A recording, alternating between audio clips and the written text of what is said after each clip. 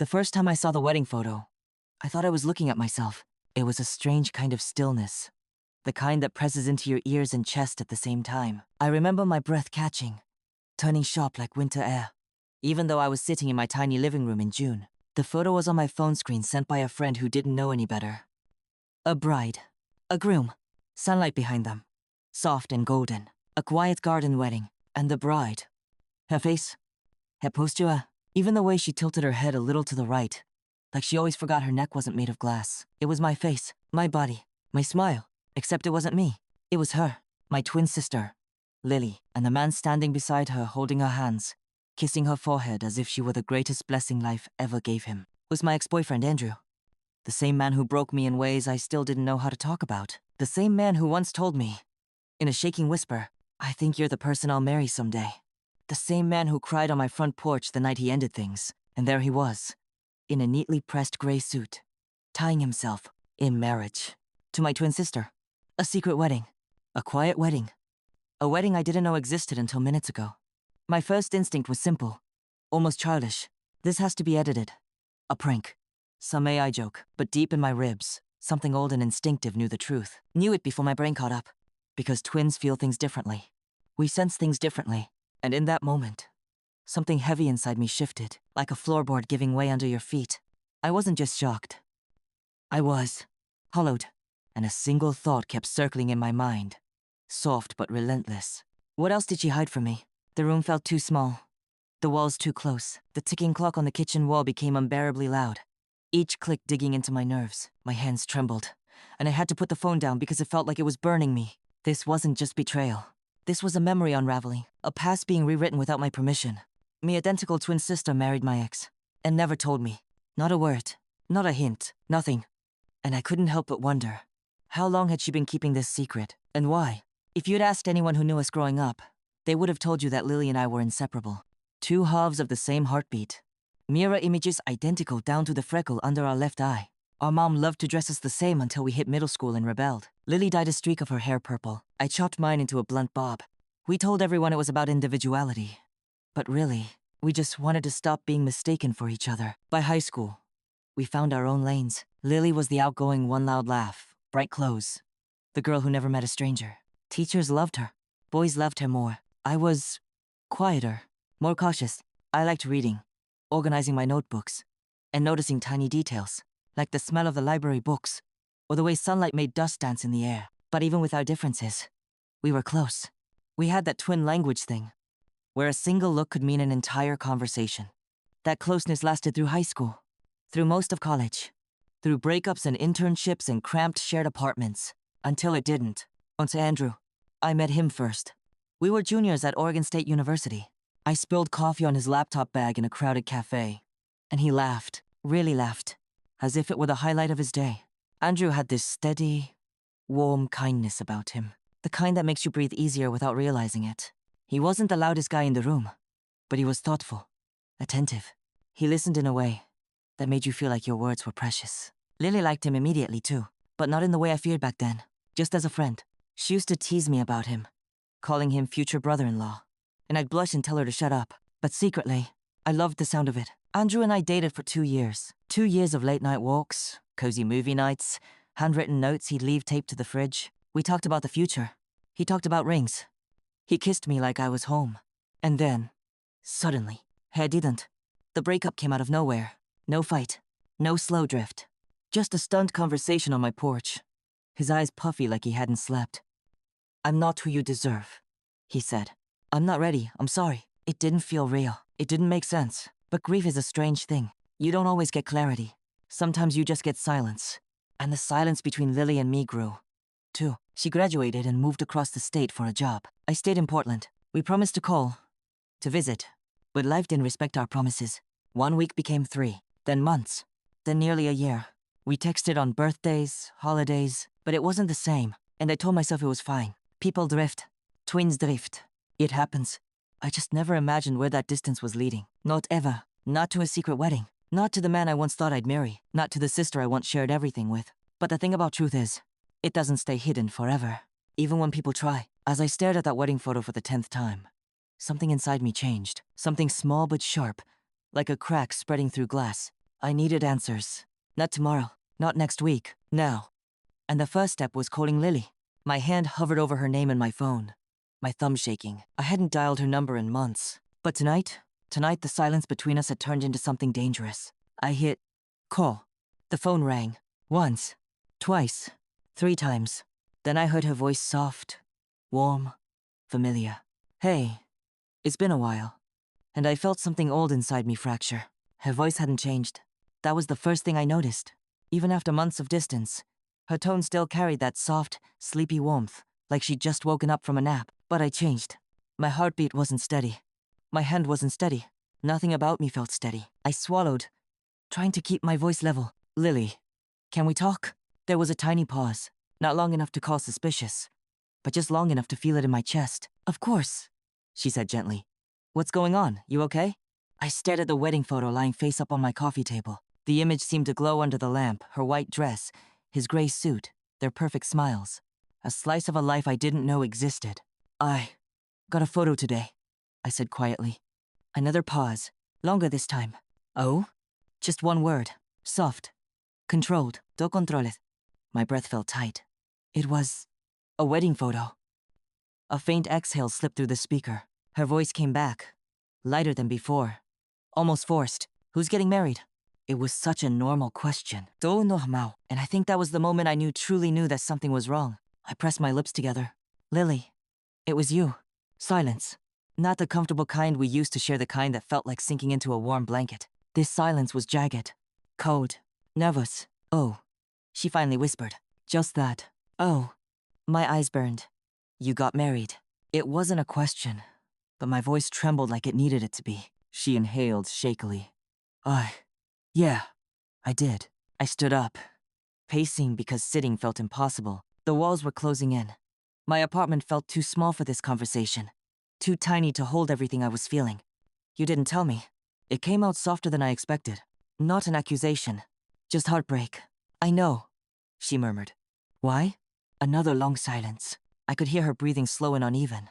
I pictured her sitting on her couch, tucking her hair behind her ear like she always did when she was nervous. I didn't know how to, she said. How to tell me you were getting married. My voice cracked. Or how to tell me who you were marrying. She sucked in a breath. A tell. A slip. I froze. Because up until that moment, she didn't know that I knew. Not about him. My knees felt weak. Lily, I whispered. Who did you marry? She didn't answer. She didn't have to. The silence told me everything. I felt something break inside me. Slow, painful, quiet. Not shattering, not dramatic. Just splitting. Softly, I asked again. Lily, who is your husband? When she finally spoke, her voice was just above a whisper.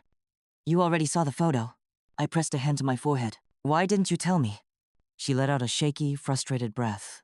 Because I knew you'd react like this. Like what? I wasn't yelling. I didn't have the strength to yell. I was tired, bone-deep tired in a way I couldn't put into words. Upset, she said. Hurt. Confused. Of course I'm hurt. I finally snapped, voice trembling. You married my ex-boyfriend, Lily. How was I supposed to feel? She whispered. We didn't mean for it to happen. I stopped pacing. I stood perfectly still. We? I repeated. She hesitated. Then, I'm not doing this over the phone. My stomach twisted. That's convenient. No, she said, her voice cracking slightly. It's necessary. I stared at the photo again, the way he held her. The way she leaned into him like she trusted him with everything. Trust. The one thing I thought we always had between us. Can you come here? She asked quietly. Please. Just come talk to me in person. I closed my eyes. All I could see was their wedding portrait. I'll come tomorrow, I finally said. My voice felt small.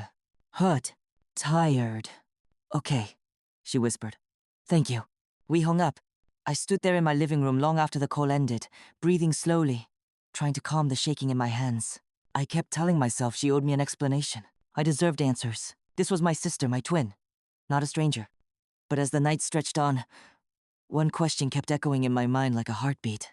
How long had she been lying to me? Sleep didn't come easily. Every time I closed my eyes, memories flickered, moments I hadn't thought about in years, suddenly replaying with new meaning. Little things, small things, moments that seemed harmless back then, but now felt different. I remembered one Thanksgiving, years ago, when Andrew joined us for dinner. Lily had been unusually quiet. Not cold just yet. She kept glancing at him when she thought no one was looking. At the time, I brushed it off. I was too wrapped up in the comfort of being home. The warmth of the kitchen. Mom's cranberry sauce that always tasted too sweet. But now, that memory felt sharper. Then another memory surfaced, a moment I hadn't thought about in almost 3 years. A birthday party. Mine. We were trying to light candles on a cake that wouldn't cooperate. The lighter kept clicking, refusing to spark. Lily and Andrew stood side by side, laughing. Too close. Close enough their shoulders touched. I remember feeling a strange flicker in my chest back then. A quick, fleeting discomfort. I told myself I was being paranoid. I pushed the feeling down, buried it under trust. Trust I thought was unshakable. Trust that now felt foolish. And then, one last memory. Months after Andrew and I broke up, maybe 6, Lily and I had one of our last real conversations. We were on FaceTime. It was late. She looked tired. Her hair was messy. Her voice soft. We talked about work, Mom, grocery prices, nothing meaningful. At one point, I mentioned Andrew briefly, and something strange passed over her face. A flicker. A pause. She changed the subject so quickly I barely noticed. Until now, I sat up in bed, heart pounding. How many clues had I missed? How many moments had been signs of something I didn't want to see? I turned on the bedside lamp, the soft yellow glow casting shadows across the room. I stared at the wall for a long time, breathing slowly, remembering. But one thought kept rising, clearer each minute. This didn't happen suddenly. There had been hints, moments, shifts. I just hadn't wanted to see them.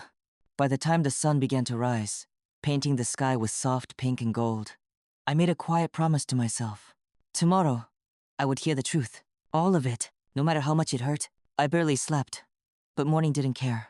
It arrived anyway, soft and gray, with a thin layer of mist rolling across the street outside my window. Portland mornings always felt like they were holding their breath, waiting to see what the day would become. I moved through my apartment slowly, like someone wading through water. Made coffee. Didn't drink it. Stared at my reflection in the hallway mirror for too long. I looked like her, like Lily, like the bride in that photo. The thought made my stomach twist. By 10, I was sitting in my car, clutching the steering wheel, trying to steady my breathing. My hands were cold, not shaking, just cold, like my body was bracing for impact. The drive to her place took 2 hours. 2 hours of quiet roads, endless trees, and a sky that couldn't decide if it wanted to rain or not. I turned off the radio. I couldn't listen to music, couldn't listen to anything except the sound of my own thoughts scraping against each other. As I pulled into her neighborhood, a tidy little street lined with maple trees and mailboxes painted in cheerful colors, a strange emotion washed over me. Homesickness. I used to visit her here so often. Before the drift, before the distance, before the secret. I parked in front of her house, a small beige home with white trim. The kind of place a young couple might buy as a starter. The lawn was neatly trimmed. A pair of chairs sat on the porch. It looked peaceful. Too peaceful. I stepped out of my car, my legs feeling heavier than they ever had. Every step toward our front door felt like walking deeper into something I wasn't prepared for. Before I could knock, the door opened. Lily was standing there. She looked exactly like me. Of course she did. She always had. But today, that familiarity hurt. Her eyes were red, as if she'd been crying. Her hair was tied back in a loose ponytail. She wore a soft sweater, one I remembered helping her pick out 2 years ago. She whispered, "Hi." I swallowed. "Hey." We stood there like strangers, like two people who used to share a room, a womb, a childhood, but now couldn't find their way back to each other. "Come in," she said softly. I stepped inside. Her house smelled like vanilla and something faintly floral, the same candle scent she always preferred. It felt painfully familiar. She led me to the living room, where we sat on opposite sides of the couch. A thin space of air between us, but emotionally, miles. For a moment, neither of us spoke. Then she whispered, "I know you saw the photo." I nodded. "I did." She looked down at her hands. "I didn't want you to find out like that." "How was I supposed to find out?" I asked, my voice barely above a breath. "Were you ever planning to tell me?" She winced. I don't know." A quiet, trembling anger swelled in my chest. Not loud, not sharp, just deep. "You married my ex, Lily." My voice cracked on the last word. "Why didn't you tell me you were even seeing him?" Her eyes lifted to mine, full of something I couldn't read. Guilt, maybe. Fear. "We didn't start talking until months after you two ended," she said. "It wasn't while you were together. I swear." I watched her face closely. Twins know each other. We see things other people miss. And I saw it. The lie. Or maybe not a lie. But a missing piece. When did it start? I asked softly. Just tell me the truth. She closed her eyes. Her shoulders trembled. And for a moment, she looked like the little girl who used to climb into my bed after nightmares, clutching her stuffed bunny, whispering, "Don't let go. I don't want you to hate me," she whispered. My heart tightened. "I don't hate you. I'm hurt. There's a difference." Her eyes filled. And finally, she said it, the first real piece of truth. "We started talking about 8 months after you broke up." 8 months. I replayed the breakup timeline in my mind, counting backward, connecting dots. 8 months was fine. Acceptable. Technically harmless. But her voice was too soft. Too careful. Something was missing. I leaned forward. "And when did you see him again? In person?" That hesitation, that fraction of a second where her eyes darted away, it told me everything. "Lily," I whispered. "How long?" Her voice broke. "A few months after the breakup." My stomach dropped. "That's not what you said the first time." She swallowed hard. "I know." I stared at her, my throat tightening. "A few months after the breakup? As in 3? 4? 3, she whispered. 3. 3 months. 3 months after Andrew stood on my porch crying, telling me he wasn't ready. 3 months after I couldn't eat for a week. 3 months after I thought I'd never love again. 3 months. And he was seeing her. My twin. I pressed a trembling hand in my chest. It felt too small. Too tight. Did something happen before the breakup? My voice came out thin. Scarred. Fragile. Her eyes widened. No. I would never do that. I wanted to believe her. God. I wanted to believe her. But then she whispered something that shattered me. He came to me after. He needed someone to talk to. A soft ringing filled my ears. "He talked to you," I repeated. "About what?" She wiped her eyes. "You. The breakup. How he didn't want to hurt you." Mayav clenched. "He went to her. To my sister. My identical twin. Of all the people in the world. He went to her." My voice broke. "Why didn't you tell me?" She shook her head helplessly. "Because I didn't want you to think something was happening. It wasn't. Not then." "And later?" The question came out sharper than I intended. She hesitated. "Later? We got close. I felt something collapse inside me, slow and quiet. Like a bridge giving way under its own weight. So you fell for each other," I whispered. She nodded. Tears rolled down her cheeks. "I'm so sorry." I leaned back, numbness crawling through me like frost. But before I could respond, before I could even process what she said, I heard a sound behind us. Footsteps. I turned. Andrew stood in the hallway, his face pale, his eyes wide, his expression a mixture of regret and fear, the kind you see in someone who knows the damage they've caused. He whispered my name, and something inside me snapped. Not anger, not hatred, just betrayal. Raw, yet absolute. Andrew stood there like he'd been caught in a place he didn't belong. And in a way, he hadn't. He'd never belonged in the space between my sister and me. But somehow, he'd managed to wedge himself into the deepest part of it, the part that was supposed to be untouchable. He took one step into the room, voice unsteady. "Can we talk?" I stared at him. He looked older, a little thinner. His hair was shorter than I remembered, and he had a faint crease between his eyebrows, a habit of his when he felt guilty. It was almost comforting, how familiar he looked. And at the same time, it made me sick. I nodded stiffly. "Doke." He shifted, glancing at Lily before looking back at me. "We didn't plan any of this." I let out a brittle laugh. Funny how betrayal rarely is. His shoulders slumped, and he ran a hand over his jaw, another old habit. "I know this looks bad." "Looks bad?" My voice cracked. "It is bad." He opened his mouth, closed it, then opened it again. Like he was choosing his words carefully. Like this was a job interview, not a confession. "After we ended," he said quietly, "I wasn't in a good place." I stared at him. I wasn't either. "But I didn't run to your brother." His face tightened.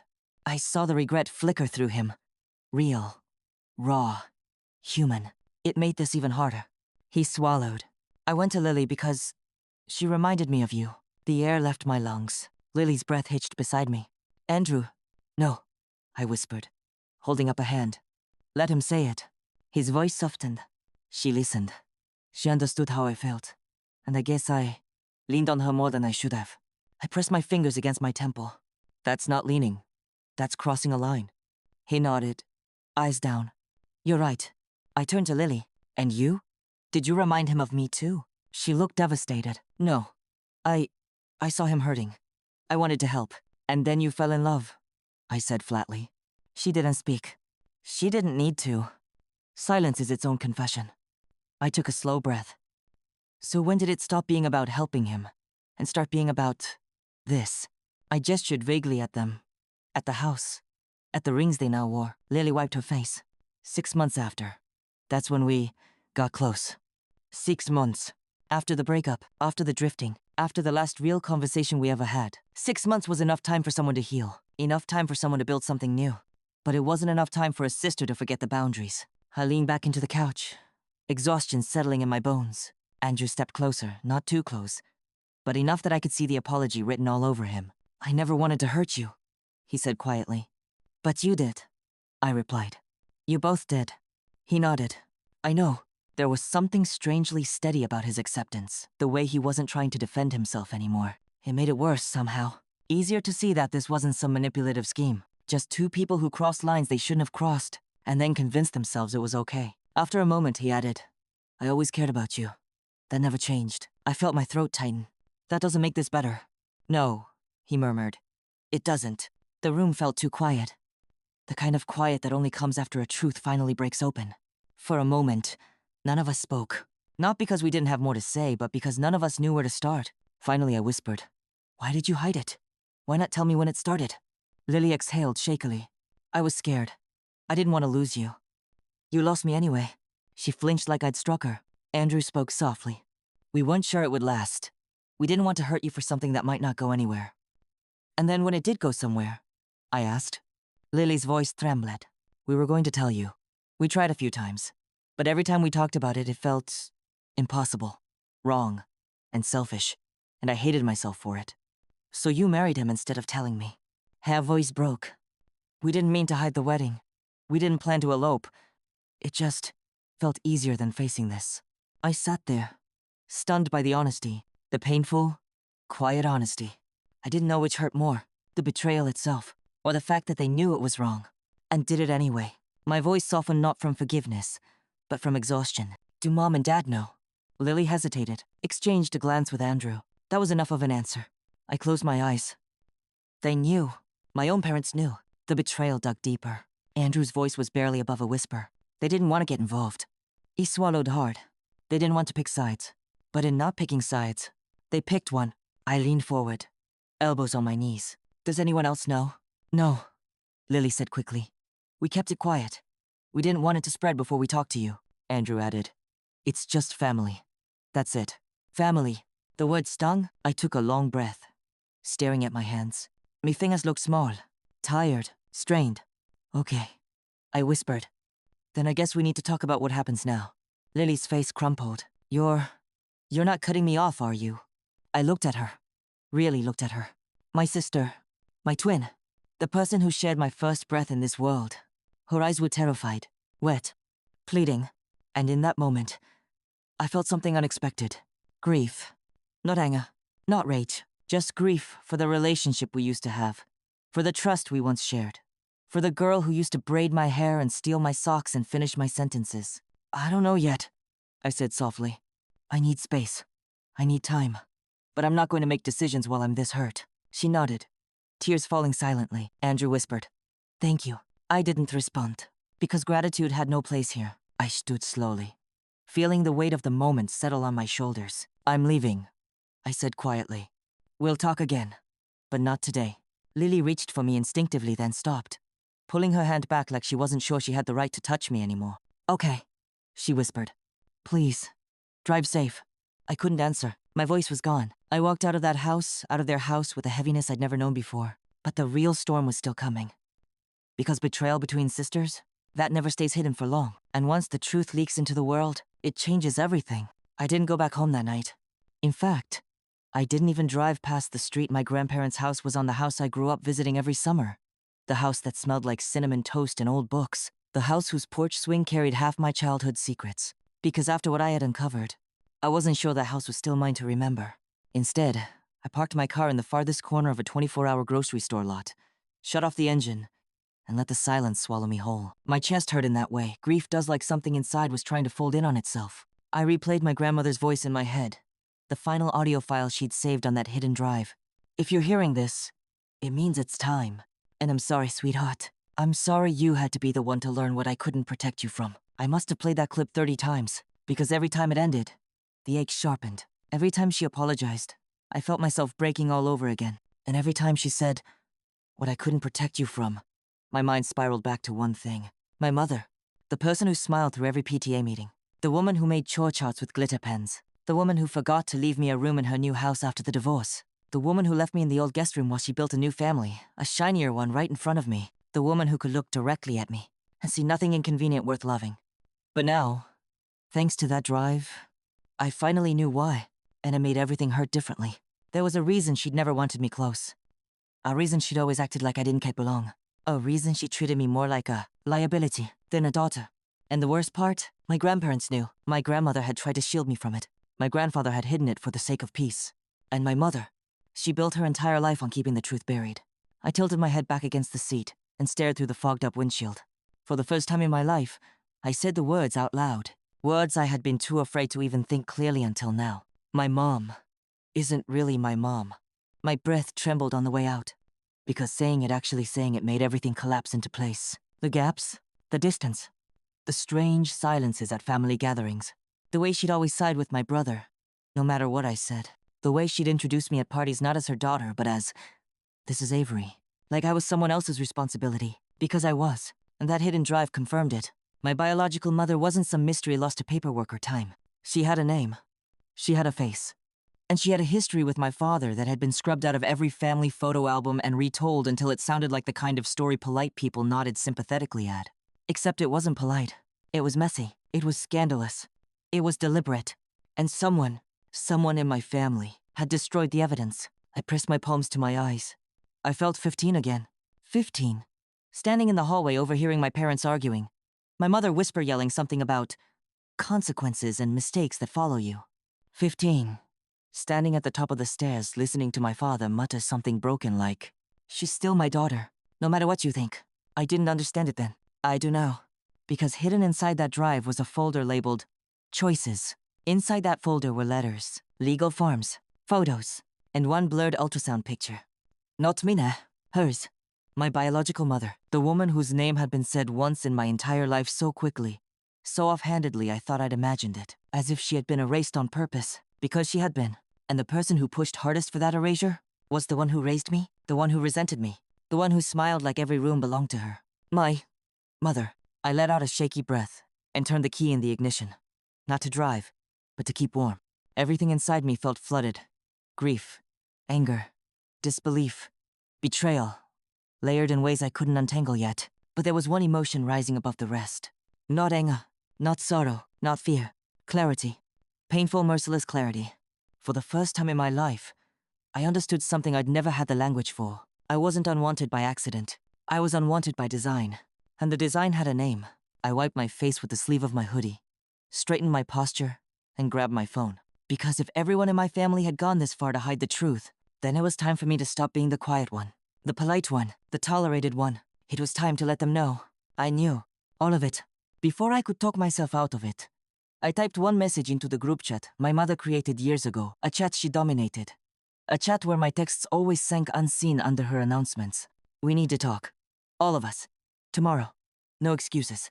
The typing bubbles popped up immediately. Of course they did. My mother replied first. Even her text sounded irritated. About what, Avery? I stared at the screen for a long beat. Then I texted back 2 sentences that made my pulse pound. About the woman whose name you erased. And why you needed me to never find her. I hit send. Closed the phone. And for the first time in years, I felt something close to power settle in my chest. Tomorrow, everything would change. Whether they were ready or not. The night after I sent that message was the longest night I'd had in years. My phone stayed silent. But my mind was loud, endless questions and memories swirling like a storm inside my chest. The next morning, the group chat lit up. My mother's words were clipped, defensive. But I expected that. My father stayed quiet. My brother didn't reply at all. But when we finally met my mother, my father, my brother, and me, in the small living room of the family home, the air felt thick with years of unspoken truths and fragile silences. My mother's eyes were tired but sharp. Her usual guarded smile nowhere to be found. She started the conversation, voice low but steady. I didn't want you to know, Avery, she said.